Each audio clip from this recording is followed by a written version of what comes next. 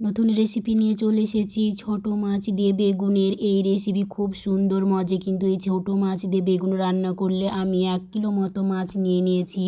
ছোট মাছ, এই মাছটার নাম হলো দেড়কে মাছ। দেখুন তাজা টাটকা মাছ, নড়াচড়া করছে কত সুন্দর। এই মাছটা আঙ্গুল দিয়ে এইভাবে টিপে টিপে নাড়ি ভুড়ি বের করে নিতে হয়।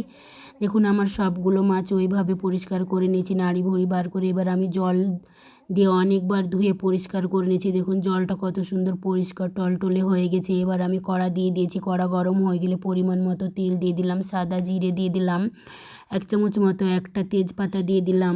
এটা নাড়াচড়া করে গরম হয়ে গেলে আমি একটা কোচানো পেঁয়াজ দিয়ে দেব। একটু বড় সাইজের পেঁয়াজ কোচানো দিলাম, এতে কিন্তু পেঁয়াজটা একটু বেশিই লাগে।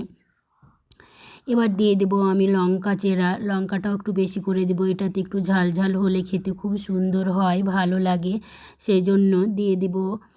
নাড়াচাড়া করে একটু ভাজা হয়ে গেলে একটা মিডিয়াম সাইজের টমেটো কুচানো দিয়ে দিলাম। টমেটোটা দিলে এটার মাছের কাঁটাটা একটু নরম হয়ে যায়। স্বাদ মতো লবণ দিয়ে দিলাম, হলুদ গুঁড়ো দিয়ে দিলাম ধনে গুঁড়ো, জিরে গুঁড়ো, আদা পেস্ট, রসুন পেস্ট সব একসঙ্গে দিয়ে আমি কষিয়ে নিলাম। এইভাবে নাড়াচাড়া করে একটু জল দিয়ে আবারও ভালো করে কষিয়ে নিয়ে দিয়ে দিলাম সেই ছোট মাছটা, দেড়কে মাছ দিয়ে দিলাম।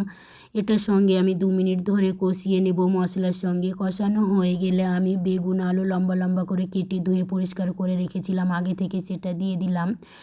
তারপরে আবারও আমি 2-3 মিনিট ধরে এইভাবে নাড়াচাড়া করে মশলার সঙ্গে মাছের সঙ্গে ভালো করে কষিয়ে নিয়ে আমি নর্মাল জল দিয়ে দিলাম। জল দিয়ে ভালো করে নাড়াচাড়া করে নিয়ে ঢেকে দিলাম 10 মিনিটের জন্য। 10 মিনিট পর ঢাকা খুলে দেখলাম আমার এই বেগুন মাছে মজানোটা হয়ে গেছে।